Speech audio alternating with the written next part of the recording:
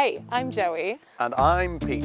And it's been 5 years since we've spent any significant time in Canada. Because of our stupid old full-time jobs. But we don't have those anymore because we're self-employed. And this video is all about 5 of the things we've missed most about Canada. But thing number 1. The people. So obviously when you spend your whole life growing up in a small town surrounded by the most incredible friends and family, when you move across the world, you're gonna miss them the most.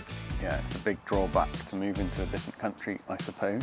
I've spent the majority of the past 8 years over in the UK, which has been amazing, but it's also been very far away from the people that we love very dearly. And Peter hasn't got to spend too much time in Canada, but the short amount of time that you have been able to spend, you've made some pretty good friends, haven't you? Yeah, it feels like home, even though I've only ever spent 2 weeks at a time here because of my job. So we've only been home for about 2 weeks now. We have 3 weeks left, but we've been having such a great time getting to see friends and family and really living like we would if we were living here. Okay, let's go on to point number 2. Oh, I got a wet butt now. Thing number 2, our family's property. My family has Glen Olwyn Farm up there that belongs to my grandma and my Auntie Helen, and my family lives on the corner of it on a really nice little half-acre plot. And it's just so nice to wake up in the morning and see the cows in the field. And the mountains. Oh yeah, the mountains. The mountains are a big thing. They're pretty incredible. My grandma always posts pictures of Mount Washington and the glacier from her living room window, and it's just gorgeous, isn't it? It's just big and peaceful, and there's not a million people, except for when you invite a million people over. Okay, point number 3. Point number 3 would be the culture. You get a lot of cool cars, a lot of microbreweries and stuff. You get that in England, but it's different here, and it's a novelty for me, anyway. It is. Every time we see a classic car, Pete wants to stop and take a picture of it because there's just fewer classic cars in England.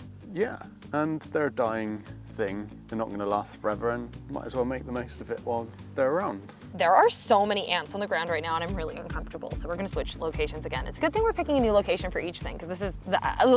I hate ants. Oh, I hate them.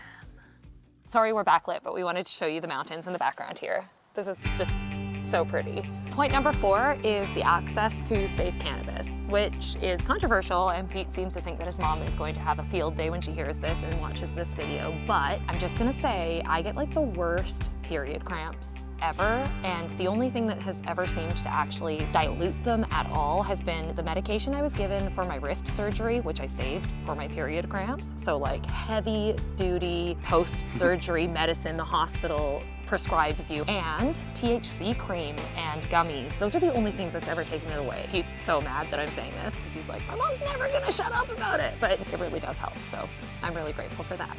You said duty. Did I? Yeah. When did I say duty? I don't know, but you did.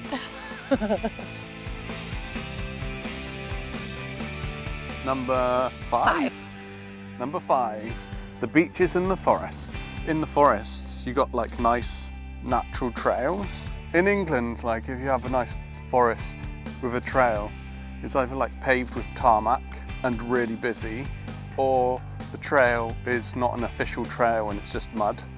But in Canada, you get nice, like gravelled trails and paths and everything, and it's not ever busy. You might see like 1 or 2 people on a 2-kilometre trail or something. In England, we live in the southwest, which means we have access to gorgeous beaches. Like the Jurassic Coast is absolutely stunning, but there's usually somebody else that's on the beach when you go to the beach. Whereas on Vancouver Island, you can go for a hike through the forest and get down to the water, and you can be the only person on the beach that you can see for like miles and miles, and it's so peaceful and beautiful, so I've really missed having that space. And the wildlife there's different to the UK, so you get to see like seals and stuff. You get that in England, but not so much. Like the other day when we saw a sea otter pooping. Yeah, we saw a sea otter pooping, And there's been sights of killer whales around the place. I guess you need to keep your eyes peeled a bit for stuff like that. So that's it. Those are the 5 things we've missed most about Canada, having not been here for like 5 years. Yeah, we're here for another 3 weeks and we got so much more to do, so many more people to see. So we're looking forward to that, aren't we? We are really looking forward to it. If you have anything that you love about Canada that we didn't mention, let us know in the comments below. And if you like this video, make sure you hit the subscribe button and maybe toss it a cheeky little like so that it pleases the YouTube algorithm. Like us. If you want to keep binge watching our content, here's something that YouTube thinks you'd enjoy watching next, and here's something that we think you'd enjoy watching next. Okay, bye. Bye.